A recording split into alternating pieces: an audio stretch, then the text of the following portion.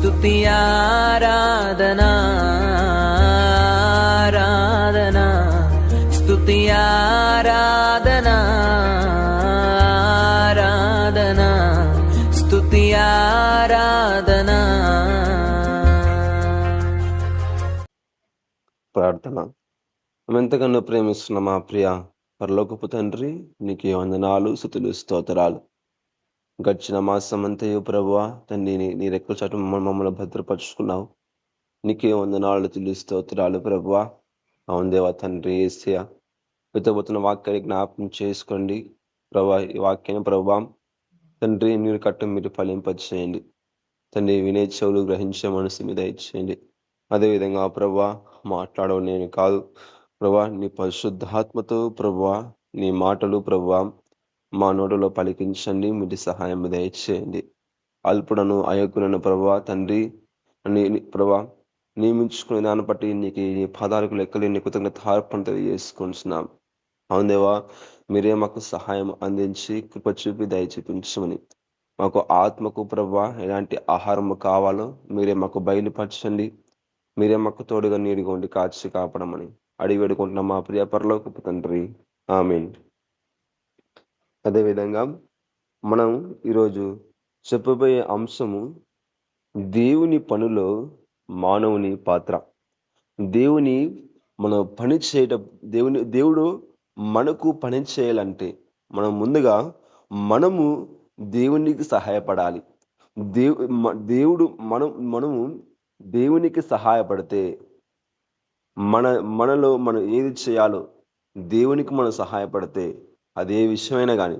అందుకే లాజర్ విషయంలో కూడా ఆడేం చేశారు, రాయిని మీరు తీయండి, లాజర్ను నేను లేపుతా అన్నాడు.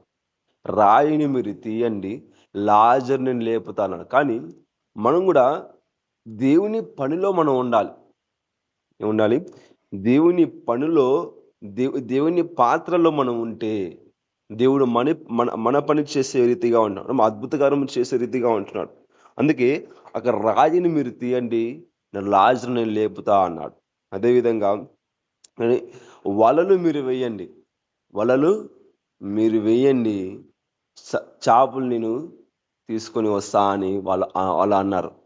యేసుక్రీస్తు ప్రభుల వారు అన్నాడు. ఎందుకంటే అన్నాడు కాలంలో పేతురు గారు అప్పుడు అన్నటువంటి ప్రజలు అక్కడ ధోనిలో రాత్రంతా వలలు వేశారు, కానీ వాళ్ళకు ఒక చేప కూడా దొరకలేదు. కానీ యేసు ప్రభు ఆయన రాగానే అక్కడ వలలు మీరు వేయండి అని అక్కడ ఒకవైపు చెప్పినప్పుడు వాళ్ళు ఏం చేశారు, యేసు ప్రభు వారు చెప్పిన రీతిగా వాళ్ళు వలలు వేయగానే చేపలు ఎక్కడ ఉండేటివన్నీ వలలో చేర్చబడ్డాయి. అదే రీతిగా చూసుకున్నట్టయితే ఒక రోజు పెళ్లి జరుగుతున్నప్పుడు ద్రాక్షరసం అయిపోయినప్పుడు అక్కడ ఏమన్నాడు దేవుడు కూడా, కుండలో నీళ్లు నింపండి, దాన్ని ద్రాక్షరసంగా మారుస్తా అని అన్నాడు. కుండలో నీళ్లు నింపండి, దాన్ని ద్రాక్షరసంగా మారుస్తా అని దేవుడు చెప్పాడు. అందుకే మనము దేవుని పనిలో ఒక పాత్రగా మనం వాడబడాలి. దేవుని పనిలో ఒక విలువైన పాత్రగా మనం వాడబడాలి.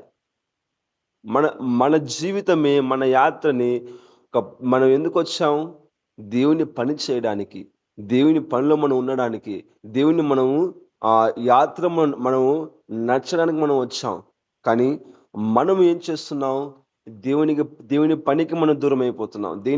దేవుని పని చేయాలన్న మనం దూరం అయిపోతున్నాం. అందుకే ఇక్కడ దేవుని పనిలో మానవుని పాత్ర,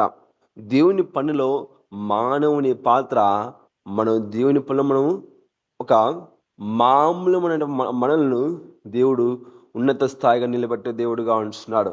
అందుకే మనము అదే చూసుకున్నట్టయితే ఒక మంచం కొంటాం, కానీ మనకు నిద్ర ఎవరిస్తారు? మనం 10,000 పెట్టి లేకుంటే 50,000 పెట్టి మంచం కొంటాం, కానీ అదే ఒక 10,000 ఇచ్చి నిద్ర కొంటామా? కొనలేము. అదే మనం 5,000 ఇచ్చి మనం నిద్రంగా ఉంటామా? మేము మంచం కొన్నాం, ఆ మంచం పట్ల మీకు 10,000 ఇస్తాం, మాకు నిద్రనివ్వండి అంటే ఆ షాపోడు ఏమంటాడు? వీడెవడురా బాబు, పిచ్చోడనా, ఇలాంటి నీకేం ఎరిపట్టిందా అని ఆ షాపోడు అంటాడు.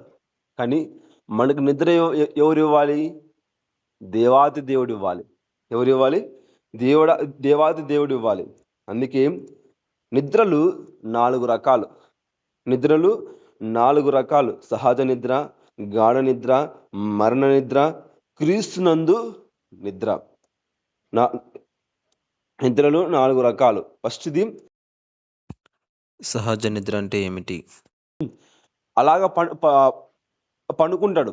ఏదైనా చిన్న ఏమన్నా గలాట అయిందనుకో, లేదంటే ఏదైనా కింద పడిందనుకో, వెంటనే ఆ గల పడిన దానికి ఏం చేస్తాడు?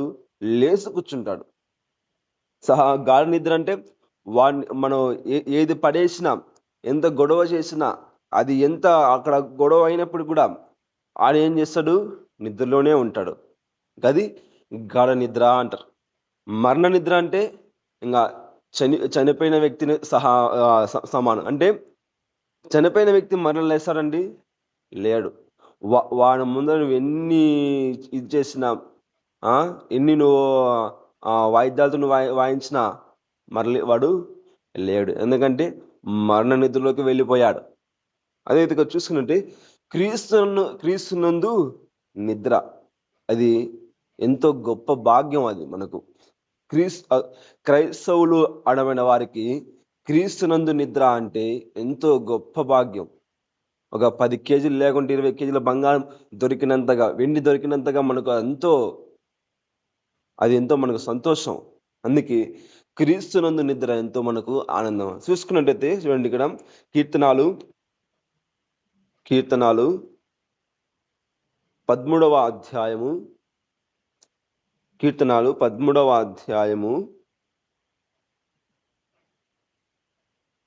4వ వచనం మనం చూసుకున్నట్టయితే, కీర్తనాలు 13వ, నేను మరణ నిద్ర నొందకుండాను వాణ్ణి గెలిచితినని నా శత్రువు చెప్పుకొనకుండాను నేను తూలిపోయి ఉండగా నా విరోధులు హర్షింపకుండును. చాలా నా కన్నులకు వెలుగును. చాలా చూసుకున్నట్టయితే, నేను మరణ నిద్ర నొందకుండాను వాడిని గెలిచితిని, నా శత్రువు చెప్పుకొనను నేను తూలిపోయి ఉండగా నా విరోధులు హర్షింపకుండును. చూడండి, ఎందుకంటే మనము మరణ నిద్ర నొందకుండా దేవుడు ఏం చేస్తున్నాడు? మనము మరణ నిద్ర నొందకుండా మనల్ని ఇక్కడ ఏం చేస్తున్నాడు? ఆయన ప్రేమించే వ్యక్తిగా ఉన్నాడు. అందుకే ప్రతి ఒక్క మానవుడు మరణ నిద్ర కంపల్సరీ పొందాల్సిందే. కానీ క్రీస్తు నిద్ర మనం పొందాలంటే అదెంతో గొప్ప భాగ్యము. మనం ఎంచబడతాం. పుట్టిన ప్రతి వ్యక్తి, పుట్టిన ప్రతి పక్షి, పుట్టిన ప్రతి జంతువు చనిపోయే రోజు ఒక రోజు ఉంది. కానీ క్రీస్తునందు నిద్ర మనకు ఎంతో ప్రాముఖ్యమైనది. అందుకే క్రీస్తునందు నిద్ర అది మనం పొందాలి. మరణ నిద్ర ఎవడైనా పొందుతాడు, కానీ క్రీస్తునందు నిద్ర మనము పొందే రీతిగా మనం ఉండాలి.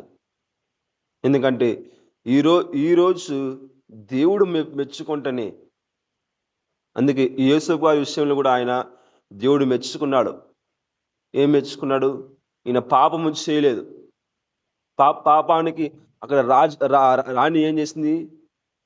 యేసపు గారిని పిలుచుకుంది. కానీ యేసపు గారు అంగి చొక్కను వదిలేసి వెళ్ళిపోయాడు. నేను జైల్లో ఉంటాను కానీ ఇలాంటి పాపం నేను చేయలేను, నాకు జైలు పాలన కానీ ఇలాంటి పాపం చేయలేని యేసపు గారు అనుకున్నాడు. కానీ మనం కూడా అలాంటి విషయాలు మనం అనుకోవాలి. అందుకే మన క్రీస్తును నిద్ర మనము ప్రయాసపడాలి. అది సువార్త అయినా కానీ, అది దేనికైనా కానీ దేవుని ఇష్టానుసారంగా మనం నడుచుకోవాలి. దేవునికి యథార్థంగా మనం నడుచుకోవాలి.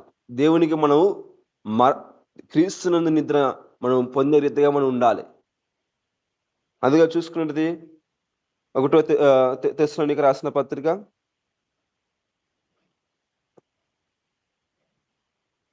1 తెస్సలోనికీ రాసిన పత్రిక 4వ అధ్యాయము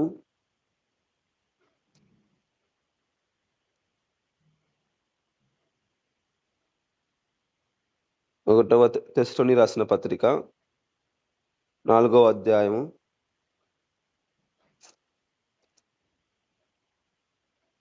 16వ వచనం మనం చూసుకున్నట్టయితే,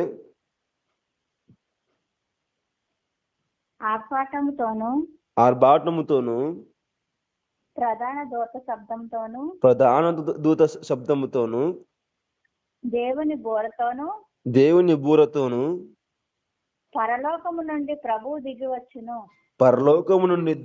ప్రభువు దిగివచ్చును. క్రీస్తు నుండి మృతులైన వారు మొదట లేతురు. చూడండి ఇక్కడ, క్రీస్తునందు అంటే మనము దేవుని యందు మనము నిద్రించిన వారు ఫస్ట్ ఎవరు లేస్తారండి? క్రీస్తునందు ఎవరు విశ్వాసంగా ఉంటారు, దేవునికి యథార్థంగా జీవిస్తారు, దేవునికి ఇష్టానుసారంగా జీవిస్తారు, దేవునికి ప్రియ కుమార్తెగా దేవునికి అడుగుజాలు ఎవరు నడుస్తారో ఎవరు ఫస్ట్ ఎవరు లేస్తారు?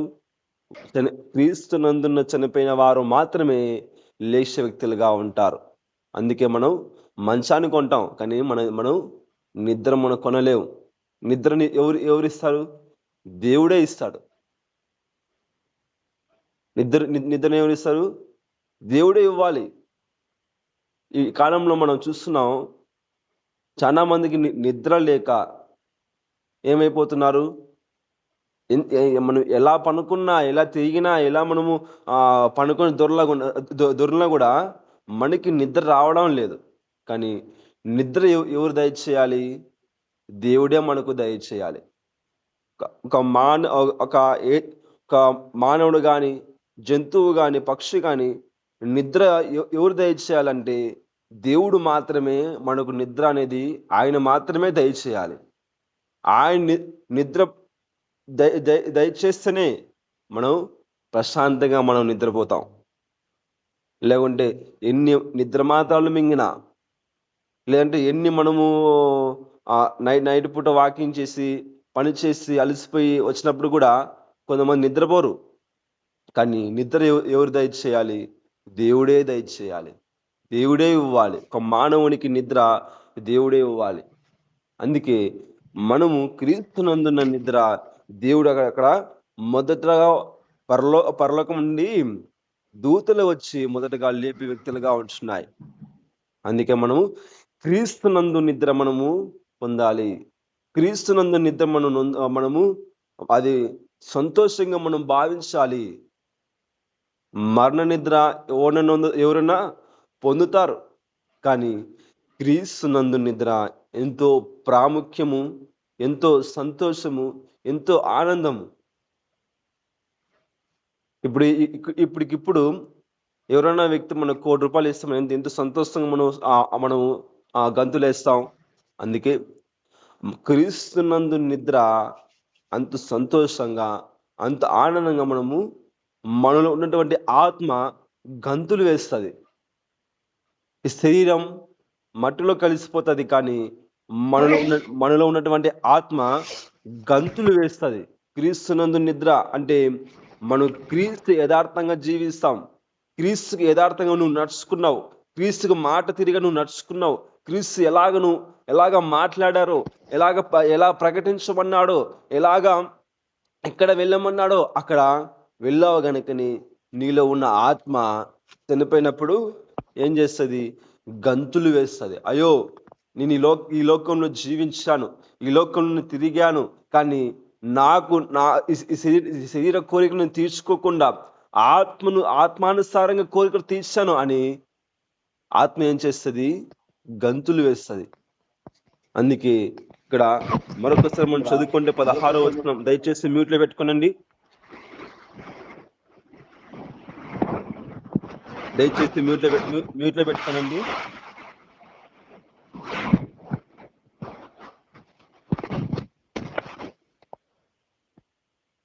చూసుకున్నట్లయితే ఆర్భాటముతోను ప్రధాన శబ్దముతోను దేవుని బూరతో పరలోకము నుండి ప్రభు దిగువచ్చును.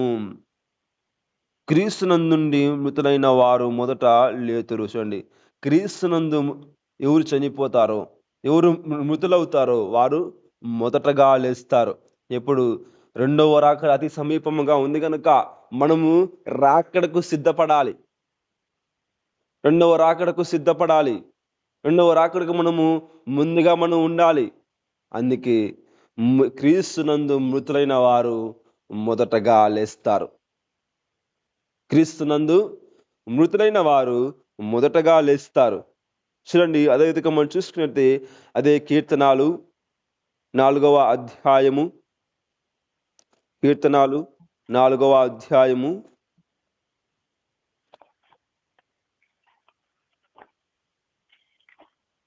8వ వచనం మనం చూసుకున్నట్టయితే, యెహోవా నెమ్మదితో పండుకొని నిద్రపోవుదును. నేను ఒంటరిగా ఉన్నను, నీవే నన్ను సురక్షితముగా నివసింపజేయుదువు. చూడండి, ఇక్కడ దేవుడు ఇక్కడ నిద్ర ఇస్తున్నాడు. ఇక్కడేమని? యెహోవా నేను నెమ్మదితో పండుకొనను నిద్రపోదును. అంటే మనము ఆత్మానుసారంగా మనము నడుచుకున్నప్పుడు ఆత్మకు ఎలా ఉంటది? నెమ్మది వస్తుంది. ఆత్మకు ఈరోజు చాలు, ఈరోజు బిర్యానీ తిన్నంతగా ఆనందంగా ఉందని ఆత్మ అనుకోవాలి. శరీరం కాదు అనుకోవాల్సింది, ఆత్మ అనుకోవాలి. ఈరోజు నాకు మనస్తృప్తిగా, ఆనందంగా, ఎంతో సంతోషంగా ఉందని ఆత్మ అనుకోవాలి. శరీరం కుండ బిర్యానీ తిన్నా, లేకుంటే హైదరాబాద్ బిర్యానీ తిన్నా, ఏం తిన్నా అది తృప్తిగానే ఉంటుంది. తినకపోయినా తృప్తిగానే ఉంటుంది. తిన్నా తృప్తిగానే ఉంటుంది, తినుకున్నా తృప్తిగానే ఉంటుంది. కానీ ఆత్మ తృప్తిగా ఉండాలంటే మనకు సంతోషం కలగాలంటే ఆత్మానుసారంగా మనం నడుచుకోవాలి. అందుకే ఇక్కడ చూసుకున్నట్టయితే 4:8 యెహోవా నెమ్మదితో పండుకొని నిద్రపోవును, నేను ఒంటరిగా ఉన్నను, నన్ను సురక్షితంగా విడిపింపజేయుదువు. చూడండి, మనము ఆయన భద్రంగా మనల్ని విడిపించే వ్యక్తులుగా విడిపించే ఆయన ఆ దేవుడుగా ఉంటున్నాడు. మనం ఒంటరిగా ఉన్నప్పుడు, మన కోరికలు మనం ఒంటరిగా ఉన్నప్పుడు అనేక కోరికలు పుడతాయి. ఒంటరిగా ఉన్నప్పుడు అనేక ఆశలు పుడతాయి. కానీ మనల్ని కాపాడే దేవుడు మాత్రమే. మనం ఒంటరిగా ఉన్నప్పుడు మాత్రమే మన విశ్వాసము అప్పుడే బయటపడుతుంది. ఒంటరిగా ఉన్నప్పుడు మాత్రమే దేవుని ఎదుట మనము ప్రేమ ఎలా ఉందో అది బయటపడుతుంది. మనం ఒంటరిగా ఉన్నప్పుడు ఆ ప్రేమ దేవుని ప్రేమ మనం కనపరుచుకోవాలి. మనం ఒంటరిగా ఉన్నప్పుడు, అందుకే ఒంటరి వాడి 1000 మందితో సమానం అన్నాడు దేవుడు. మన ఒంటరి జీవితాన్ని మనం ముఖ్యంగా గెలవాలి. అదే విధంగా మనం రెండవ చూసుకున్నట్టయితే, మందులు మనం కొంటాం కానీ ఆరోగ్యము కొనలేవు. మనం హాస్పిటల్కి వెళ్తాం, హాస్పిటల్లో మనం అయ్యో నాకు ఇది బాగలేదు అది బాగలేదు అని మనం అంటాం. కానీ మందులు ఎన్నో కొంటాం, హాస్పిటల్ ఎన్నో తిరుగుతాం, ఇంజక్షన్ ఎన్నో వేయించుకుంటాం, బాటిల్ ఎన్నో పెట్టించుకుంటాం.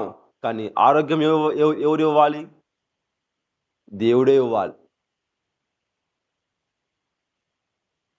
ఆరోగ్యము దేవుడే ఇవ్వాలి. అందుకే మందులు కొంటాం కానీ ఆరోగ్యం దేవుడు ఇవ్వాలి.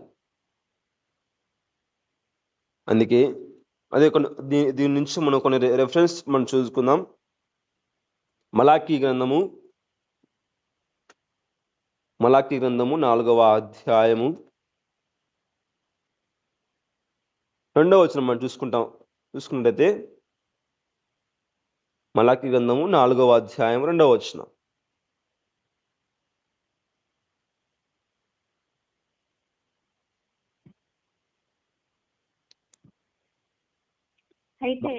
అయితే నా నామమందు భయభక్తులు గలవారగు మీకు నీతి సూర్యుడు ఉదయించును. అతని రెక్కలు ఆరోగ్యము కలుగజేయును. గనుక మీరు బయలుదేరి క్రొవ్విన దూడలు గంతులు వేయినట్లు గంతులు వేయుదురు. చాలక చూసుకున్నట్లయితే అయితే నా నామమందు అంటే ఎవరు? దేవుని నామమందు భయభక్తులు గలవారగు మీకు అంటే ఎవరికి? దేవుని యందు ఎవరు భయభక్తులు కలిగి ఉంటారో వారికి ఏమవుతుంది? నీతి సూర్యుడు ఉదయించినట్లు. ఇక్కడ అతని రెక్కలు అంటే ఎవరివి? దేవుని రెక్కలు ఆరోగ్యము కలుగజేయును. ఇక్కడ దేవుని రెక్కలు ఆరోగ్యము కలుగజేయును గనుక మీరు బయలుదేరి క్రొవ్విన దూడలు గంతులు అంటే క్రొవ్విన దూడలు ఎలా గంతులు వేస్తాయండి? అలాగ మనం ఆరోగ్యము మనం ఉన్నప్పుడు అలాగ మనం గంతులు వేస్తాం. క్రొవ్విన దూడలు ఎలా గంతులు వేస్తాయి ఆరోగ్యంగా ఉన్నప్పుడు? అలాగా మనం కూడా గంతులు వేసే వ్యక్తులుగా ఉంటాం. అందుకే ఇక్కడ దేవుని యందు అంటే దేవుని నామమందు మనం భయభక్తులు కలిగి మనం జీవించాలి. దేవుని నామమందు భయభక్తులు కలిగి మనం జీవించాలి. ఒక బండి ఉంది, ఆ బండికి 2 చక్రాలు అవసరం. ఒక బండికి 2 చక్రాలు అవసరం. లేదంటే ఆ బండికి ఒక చక్రం చేసి ముందుకు వెళ్ళమంటే వెళుతుందా? వెళ్ళలేదు. అందుకే మన జీవితంలో మనము భయభక్తులు కలిగి మనం జీవించాలి. భయము ఉండాలి, భక్తి ఉండాలి. దేవుడు అంటే భయం ఉండాలి, దేవుడు అంటే భక్తి ఉండాలి. ఈ 2 విషయాలు మనం ఉన్నప్పుడే మన జీవితము ముందుకు సాగే వ్యక్తులుగా మనం ఉంటాం. అందుకే దేవుని యందు దేవుని నామమందు మనము భయభక్తులు కలిగి జీవించినప్పుడు అప్పుడే నీతి సూర్యుడు ఉదయించినట్లు అంటే నీతి సూర్యుడు ఉదయించినట్లు అతని రెక్కలు ఆరోగ్యము కలుగజేయును. చూడండి, దేవుని రెక్కలు మనకు ఆరోగ్యము కలిగజేసే వ్యక్తులుగా ఉంటున్నాడు ఆయన దేవుడు. మనం ఆరోగ్యము పొందుకోవాలంటే ముఖ్యంగా దేవుని రెక్కల చాటును మనం భద్రపరచుకోవాలి. వాడు కోడిపిల్ల ఎలాగ తన పిల్లలను ఒక గద్ద వచ్చి ఎత్తుకుపోతుందేమోనో అంత ఆ పిల్లలకు కాపరిగా ఉంటుంది. కోడిపిల్ల తన పిల్లలకి ఎంత కాపరిగా ఉంటుంది, ఎంత ఒక స్థాయిగా వచ్చేంత వరకు దాన్ని కాపదల ఉంచుతుంది. అది ఎవరన్నా వచ్చి తీసుకుపోతారేమో, ఎవరన్నా వచ్చి దాన్ని ఎత్తుకోపోతారేమని ఆ కోడి ఎంతో ఆ పిల్లను ఎంతో భద్రంగా కాపాడుతుంది. అందుకే మనం ఆరోగ్యంగా ఉండాలన్నా మనం ఏం చేయాలి? దేవుని రెక్కల చాటున మనం భద్రపరచుకోవాలి. యోబు గారికి అనారోగ్యం వచ్చింది. యోబు గారి వాళ్ళ భార్య ఏమనింది? ఇప్పటికైనా ఈ దేవుని దూషించు అని అంది. కానీ యోబు గారు ఏమన్నాడు? మూర్ఖురాలుగా మాట్లాడొద్దు. ఆయనకు అనారోగ్యం వచ్చింది, ఒళ్ళంతా పురుపులు, పెళ్ళచ్చింక తీసుకొని గోక్కుంటున్నాడు. ఆ మంటకు తట్టుకోలేక బూడిలో ఉండి గోక్కుంటున్నాడు. కానీ భార్య అన్నప్పుడు ఏమంటున్నాడు? మూర్ఖురాలుగా మాట్లాడొద్దు. మనం మేలు మాత్రం మనం అనుభవించాలా, కీడు మాత్రం మనం అనుభవించతగదా అంటే మనం మేలు అనుభవించాలి. క్రీస్తునందున్న ప్రతి ఒక్కరూ మేలు అనుభవించాలి, కీడు అనుభవించాలి. కీడు మనకు ఎక్కువగా వస్తుంది, దాని తర్వాతగా రెండంతలుగా ఆశీర్వాదంగా మేలు మనకు వస్తుంది. అందుకే యోబు గారి విషయంలో మనం సమస్తము కోల్పోయాడు, ఆస్తిని కోల్పోయాడు, కుమారులను కోల్పోయాడు, ఆరోగ్యము కోల్పోయాడు, అందరూ కోల్పోయాడు. కానీ లాస్ట్కి దేవుణ్ణి దూషించలేదు, దేవుణ్ణి ఒక మాట అనలేదు. ఒక్క మాట, అయ్యో దేవుడు నన్ను ఎందుకు ఇలా చేశావు, నాకెందుకు నువ్వు అందరినీ నన్ను నా కుమార్తెను ఆస్తిని అన్ని నువ్వు అన్ని తొలగించావే, లాస్ట్కి నాకు అనారోగ్యం నాకు ఇవ్వలేదు నువ్వు అని అనలేదు యోబు గారు. ఒక్క మాట ఆయన నోట్ల నుంచి ఒక్క మాట కూడా దేవుని దూషించలేదు. ఒక్క మాట కూడా. మనం అయితే చిన్న ఏదైనా వచ్చిందంటే దేవుని మనం అప్పుడే అంటాం, నాకే ఎందుకు ఈ బాధ, నాకే ఎందుకు ఈ బాధ పెట్టావు, నేను ఏమి చేశానని నన్ను ఇలా బాధ పెడుతున్నావు అని మనం దేవునికి ఇష్టానుసారంగా మనం మాట్లాడతాం. కానీ యోబు గారి విషయం మనం చూసుకున్నట్లయితే కనీసం ఒక్క మాట కూడా అనలేదండి. ఎంత గొప్పవారు ఆయన. మనం అలాంటి ఓర్పు మనకు ఉండదు, అలాంటి మనకు అసలు ఓర్పు అనేది మనకు ఉండదు. పవిత్ర విషయంలో కూడా అంతే. పవిత్ర చాలా సార్లు ఎందుకు నాకు ఈ బాధ అని చాలా సార్లు అనింది. అయ్యో నిన్ను సువార్త చేయనిగా, నేను దేవుని పాటలు పాడను, నేను వాక్యం చెప్పను అనింది పవిత్ర లాస్ట్. కానీ నేను చెప్పేవాడిని, మనం అలా అనకూడదు. ఎందుకంటే యోబు గారు చూడు అలా అనలేదని నేను చాలాసార్లు చెప్పాను. కానీ మనం యోబు గారు అలా అనలేదు. మనం కూడా ఎందుకు బాధ పెట్టామని మనం కూడా అనకూడదు. యెహోవా ఇచ్చిన యెహోవా తీసుకొనేను ఆయన నామానికి మనము ఘనతపరచాలి, కానీ మనం మాట అనకూడదు.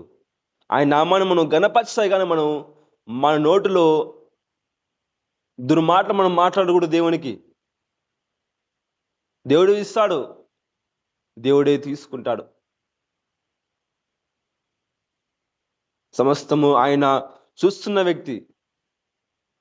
అందుకే మనం ఆరోగ్యము కలగజేయాలంటే, ఆరోగ్యము రావాలంటే దేవుడు మాత్రమే రెక్కల చాటున మనం భద్రపరచుకోవాలి. దేవుడు లేకపోతే మనం లేము. ఒక మనిషి ఆరోగ్యంగా ఉండాలంటే దేవుడు మాత్రమే మనతో ఉండాలి. దేవుడు ఉంటే మనకు ఆరోగ్యము కాదండి, సమస్తం ఐశ్వర్యం మనకు వస్తుంది.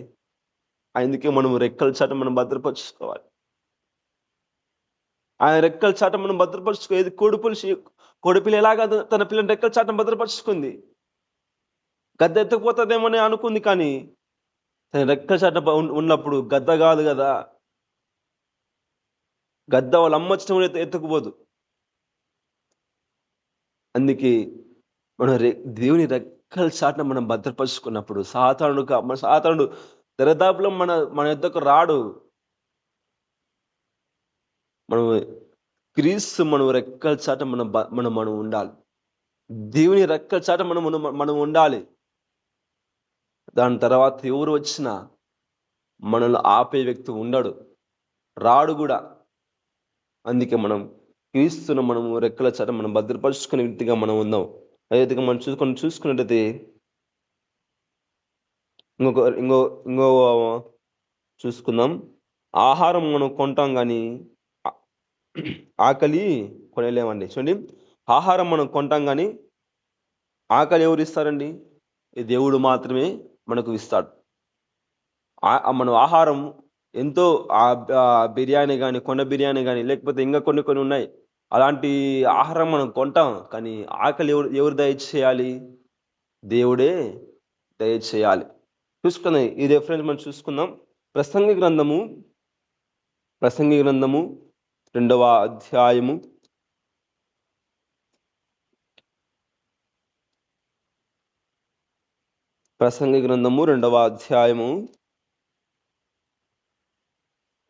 25వ వచనం మనం చూసుకుంటే,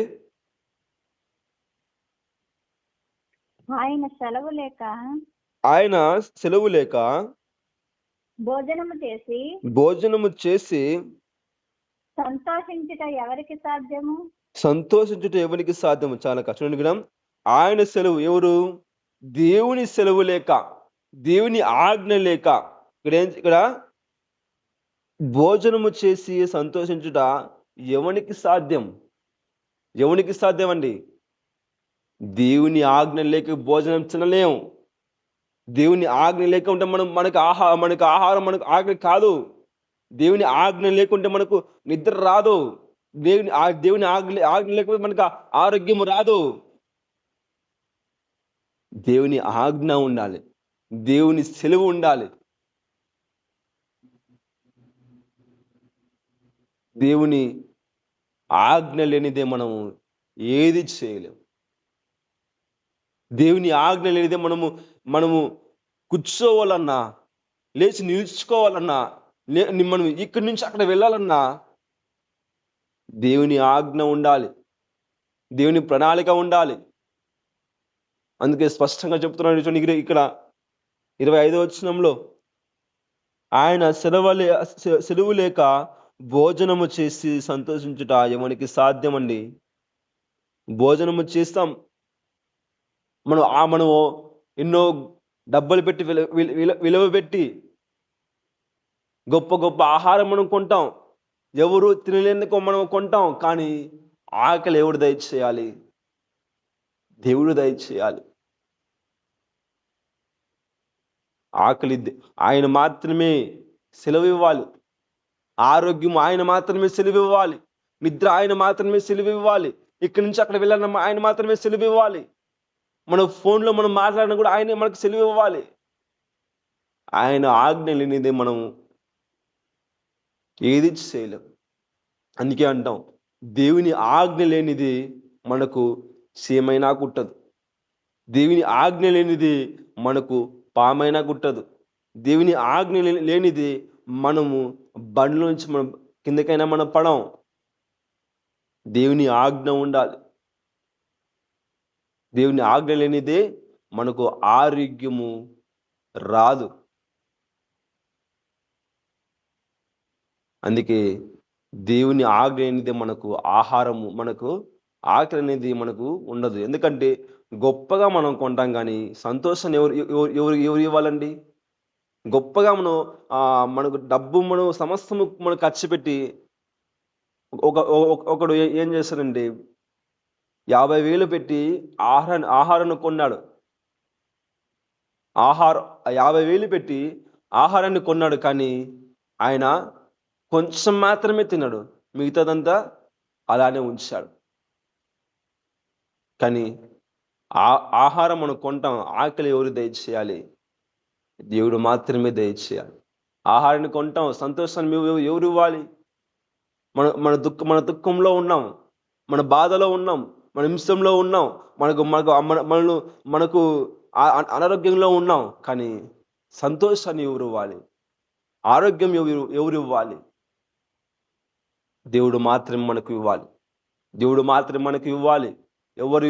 ఎవరు ఇచ్చేవారు లేరు. అయ్యో, నేను హాస్పిటల్కి వెళ్తే నాకు అక్కడ బాగా అవుతుందో అనుకోవడం అది మూర్ఖత్వం.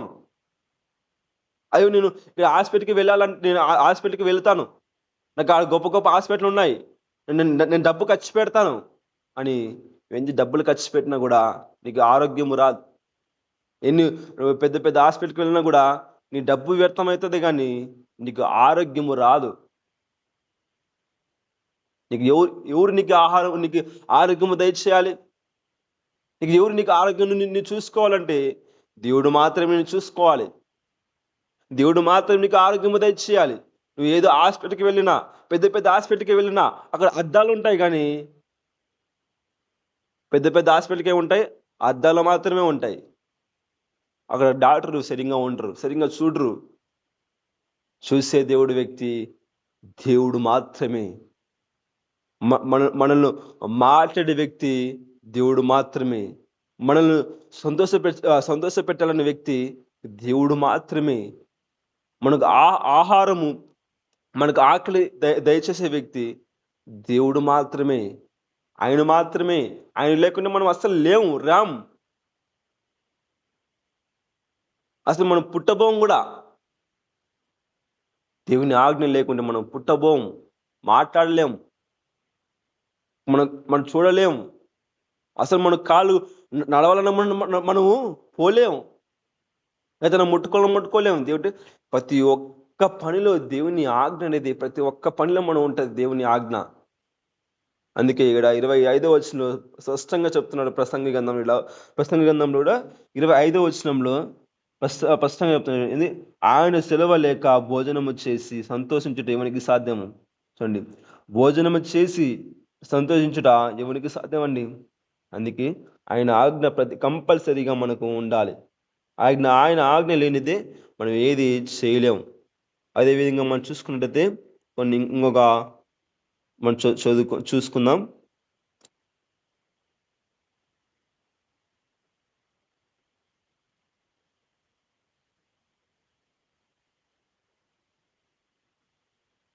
చూసుకున్నట్టయితే ఆభరణాలు మనం కొంటాం కానీ అందాన్ని ఎవరు ఇవ్వాలండి?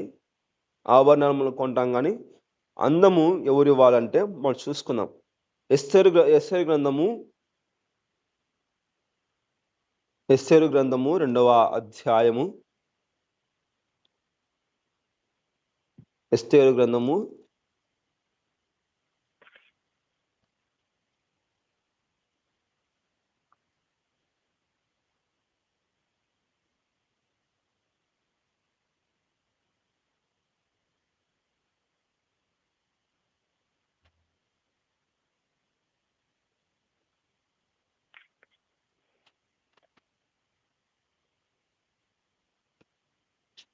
2వ అధ్యాయము 34వ వచనం మనం చూసుకున్నట్టయితే మూడవ వచనం. ఎస్తేరు గ్రంథము 2వ అధ్యాయం 3వ వచనం. అందు నిమిత్తము సౌందర్యవంతురాలైన కన్యకలందరికి సమకూర్చి అంతఃపురంలోకి వచ్చి స్త్రీలకు కాపరియగు రాజు యొక్క నసంపకుడు హేగే వంశమునకు అప్పగింపబడినట్లు రాజు తన రాజ్యము యొక్క సంస్థానములన్నిటిలో పరిచారకులుగా నియమించును గాక. శుద్ధి కొరకు సుగంధ ద్రవ్యములను వారికి ఇచ్చిన తరువాత కన్యకల్లో దేవుని రాజు ఆ కన్యకలో దేవుని అందు ఇష్టపడిన ఆమె వస్తికి బదులుగా రాణి అగును. ఈ మాట రాజునకు అనుకూలమాయను గనుక అతడు అలాగూ జరిగించెను. చాలక చూసుకున్నట్టయితే ఇక్కడ ఎస్తేరు విషయంలో మనం చూసుకున్నట్టయితే ఆమె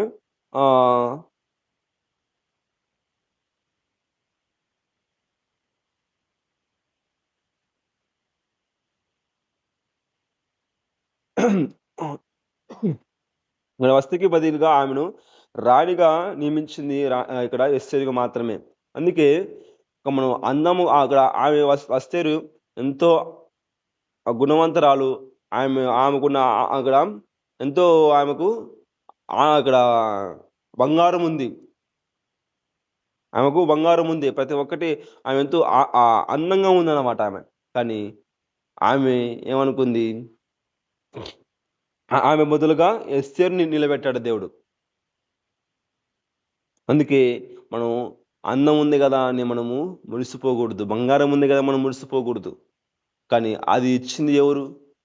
దేవుడు మాత్రమే. అందుకే టైం కావాల్సింది కనుక తొందరగా ముగిస్తానండి. అదే ఎస్తేరు గ్రంథము 2వ అధ్యాయం 17వ వచనం చదవక.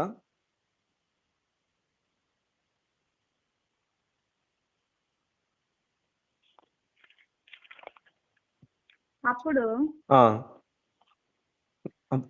అహంకారము 17వ వచనం 17 ఎస్తేరు 2వ అధ్యాయం 17వ వచనం.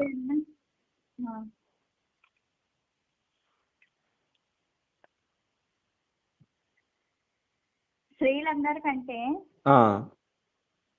రాజు ఎస్తేరును ప్రేమించెను.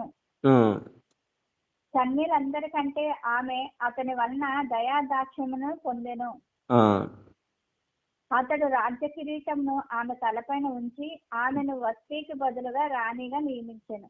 చాలా చూసుకుంటే ఇక్కడ వస్తికి బదులుగా అక్కడ ఎవరిని నియమించాడు? దేవుడు అక్కడ వస్తికి బదులుగా ఎస్తేరు రాణి నియమించాడు. అందుకే మనం అందంగా ఉన్న మనం అనుకునే దానికన్నా మనం తగ్గి మనం ఉండాలి. మనకు మనము తగ్గించుకొని మనం ఉండాలి. అందుకే ఎస్తేరు కూడా ఆమె తగ్గించుకునే మనసు ఆమెకు ఉంది కనుక ఆమెను దేవుడు ఆడ రాణిగా ఆమెను నియమించాడు. వస్తీకి బదులుగా ఆమె ఎస్తేరు గారిని రాజుగా ఆయన నియమించాడు. రాజుగారు కూడా ఎస్తేరు గారిని అక్కడ రాణిగా నియమించాడు. అందుకే మనము అక్కడ చూసుకున్నట్టయితే స్త్రీలందరికంటే రాజు ఎస్తేరుని ప్రేమించాను. అక్కడ ఇంతమంది అక్కడ రాణులు ఉన్నారు, కానీ ఇక్కడ ఎస్తేరు మాత్రమే అక్కడ రాజు ప్రేమించాడు. కన్యకలందరికంటే అతని వలన దయాదాక్షిణ్యము పొందెను. అది రాజ కిరీటమును ఆమె తల మీద ఉంచి ఆమెకు వస్తికి బదులుగా రాజుగా నియమించిన. చూడండి, ఇక్కడ ఎస్తేరు గారికి తల మీద ఇక్కడ బంగారు కిరీటము ఉంచబడ్డది.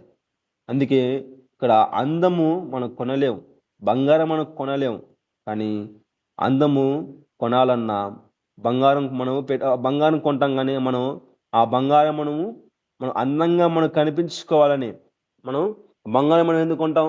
మనం ఎంతో సౌందర్యంగా ఉండాలని, అందంగా ఉండాలని, వాళ్ళకు ఇతరులకు కనువిప్పుగా ఉండాలని మనం అంటాం. కానీ అందాన్ని ఎవరు ఇవ్వాలి? దేవుడు మాత్రమే ఇవ్వాలి. దేవుడు మాత్రమే ఇవ్వాలి. అందుకే వస్తికి ఆమె ఎంతో అందవతి, ఆమె బంగారం ఉంది, కానీ ఇక్కడ ఎవరు అక్కడ నియమించుకున్నాడు? రాజుగారు ఎస్తేరు గారు నియమించుకున్నాడు. కానీ అందం ఎవరు ఇవ్వాలంటే దేవుడు మాత్రమే ఇవ్వాలి. బంగారం కొంటాం, కానీ అందం ఎవరు ఇవ్వాలి? దేవుడు మాత్రమే మనకు ఇవ్వాలి. అదే విధంగా మనం చూసుకుంటే పుస్తకం మనం కొంటాం, కానీ జ్ఞానం మనకు ఎవరు ఇవ్వాలి? చూస్తున్నాం. అది మన పుస్తకాలు మనం కొంటాం, కానీ జ్ఞానం ఎవరు ఇవ్వాలో మనం చూసుకుందాం. ఇర్మియా గ్రంథము 10వ అధ్యాయము. ఇర్మియా గ్రంథము 10వ అధ్యాయము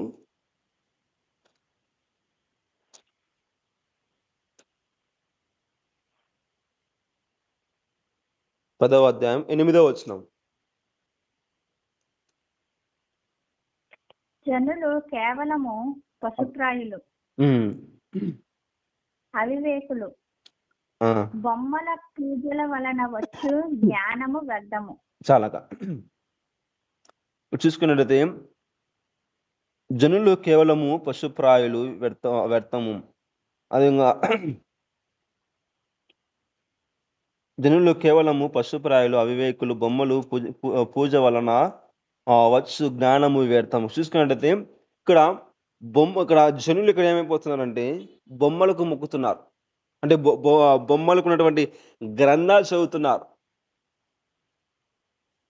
అవి వాళ్ళు సొంతంగా రాశారు, వాళ్ళు ఊహించుకొని రాశారు. అందుకే వాళ్ళ నుంచి జ్ఞానం మనకు రాదు. బొమ్మలు మనకు ఏం నేర్పవు. ఒక మనిషి అంటాడు, ఒక చెట్టు ఉంది, ఆ చెట్టును నరికితే కొమ్మ అవుతుంది.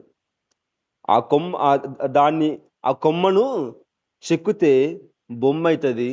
ఆ బొమ్మ గుడిలో పెడితే ప్రజలందరికీ ఏమవుతుంది? అమ్మ అవుతుంది. అందుకే మనం ఇలాంటి జ్ఞానం మనకు వాళ్ళు నేర్పిస్తారు. ఎవరు? ఆ చెట్టును నరికాడు, అదేమైంది? కాస్త కొమ్మగా మారబడింది. ఆ కొమ్మను ఏం చేశాడంటే చెక్కినాడు. ఆ చెక్కితే అదేమైంది? బొమ్మగా అది అతనికి కనబడ్డది. ఆ బొమ్మ ఏమైంది? కొంచెం అది ఒక చిన్న పాక వేసి ఆ బొమ్మ ఏం చేశాడు? ఆ గుడిలో పెట్టాడు. అదేమైంది? ఇక్కడ అందరికి ఏమైంది? అమ్మైంది. అందుకే ఇలాంటి జ్ఞానం మనకు వాళ్ళు నేర్పించే వ్యక్తులుగా ఉంటారు. కానీ దేవుని జ్ఞానము ఎంతో ఆర్భాటముతోనూ గంభీరముతోనూ మనం ఉంటాం. అందుకే చూడండి, ఈ లోకంలో ప్రతి ఒక్కటి ఇక్కడ ప్రతి ఒక్క సెల్ ఫోన్ కానీ నెట్ కానీ ఎవరు తయారు చేశారండి? బైబిల్ చదివిన వ్యక్తులు మాత్రమే తయారు చేశారు. బైబిల్లో చదివి వాళ్ళు తయారు చేశారు. ఇజ్రాయెల్ ప్రజలు తయారు చేస్తారు. ఇప్పుడు మన ఇండియాకి బాంబులు కావాలన్నా, లేకుంటే ఏదైనా గన్నులు కావాలన్నా ఇజ్రాయెల్ దేశం నుంచి వాళ్ళు అడిగి తీసుకుంటారు. అందుకే వాళ్ళు ఎంతో జ్ఞానవంతులు. దేవుని పిల్లలు ఎంతో జ్ఞానవంతులు. చెట్లకు పుట్లకు మొక్కే వాళ్ళు జ్ఞానవంతులు కాదు. వాళ్ళలో ఒక సరస్వతి దేవత ఉంది. ఆమె మంచి జ్ఞానవంతులు అని అంటారు, కానీ వాళ్ళు ఎంత చదివినా వాళ్ళకు ఏది బుర్రకెక్కదు. అందుకే జ్ఞానం ఎవరు ఇవ్వాలంటే దేవుడు మాత్రమే ఇవ్వాలి. దేవుడు మాత్రమే మనకు ఇవ్వాలి. ఇప్పుడు ఇంగ్లీష్ ఎవరు నేర్పించారు? దేవుడు నమ్ముకున్న వ్యక్తులు మాత్రమే నేర్పించారు ఇంగ్లీష్ని. అందుకే మనకు జ్ఞానము దేవుడు మాత్రమే ఇవ్వాలి. చూసుకున్నట్లయితే యాకోబు పత్రిక 1వ అధ్యాయము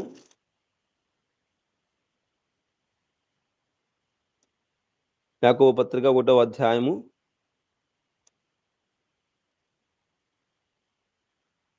5వ వచనం.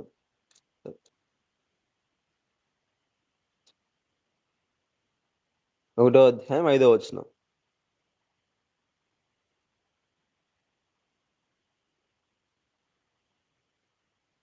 మీలో ఎవనికైనాను జ్ఞానము కొదువుగా ఉన్న ఎడల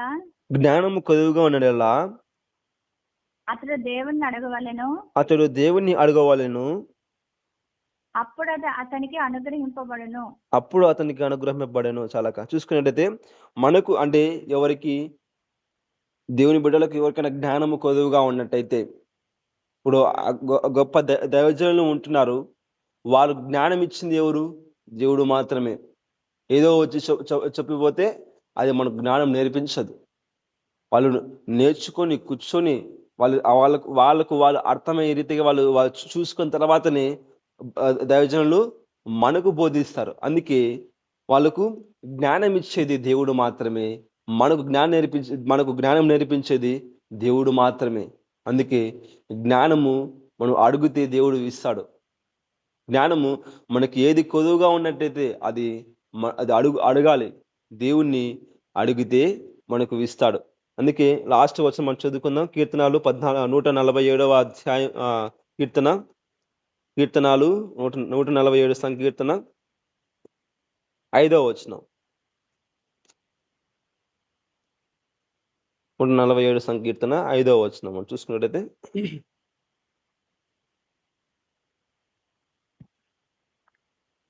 మన ప్రభువు గొప్పవాడు, ఆయన అధిక శక్తి గలవాడు, ఆయన జ్ఞానమునకు మితి లేదు. చాలా చూసుకున్నట్టయితే ఆయన జ్ఞానముకు మితి లేదు. అంటే ఆయన జ్ఞానము మనం ఎంత అడిగినా, ఎంత మనం ప్రయాసపడినా కూడా దేవుడు మనకు జ్ఞానము మెండుగా ఇస్తాడు. అందుకే ఆయన ఏమంటున్నాడు కూడా, ప్రభు గొప్పవాడు, ఆయన అధిక శక్తి గలవాడు అన్నమాట. ఎవరు? మన దేవుడు గొప్పవాడు, రాజులకు రాజు, ప్రభులకు ప్రభువు, దేవుళ్ళకే దేవుడు ఆయన. అందుకే అక్కడ మన దేవుడు గొప్పవాడు కనుక, అధిక శక్తి గలవాడు కనుకనే మనకు జ్ఞానము మనకు కావాలన్నా ఆయన మాత్రమే మనకు ఇవ్వాలి. ఆయన మాత్రమే మనకు ఇవ్వాలి. అందుకే జ్ఞానము దేవుడు మాత్రమే మనకి ఇచ్చేది. మనకు చెట్ల నుంచో పుట్ల నుంచో లేకుంటే ఇతర హిందూ గ్రంథాల నుంచి మనకు జ్ఞానము రాదు. హిందూ గ్రంథాలు అన్ని వేస్ట్, అంటే వాళ్ళు కల్పితం రాశారనమాట. కానీ బైబిల్ గ్రంథం మాత్రమే పరిశుద్ధాత్మతో రాయబడ్డది. ఈ బైబిల్ మాత్రమే మనకు జ్ఞానం నేర్పిస్తుంది. ఈ బైబిల్ మాత్రమే మనకు ఓదార్పునిస్తుంది. బైబిల్ మాత్రం మనకు ఆరోగ్యం ఇస్తుంది అన్నమాట. అందుకే మనం దేవుని అడుగుదాం.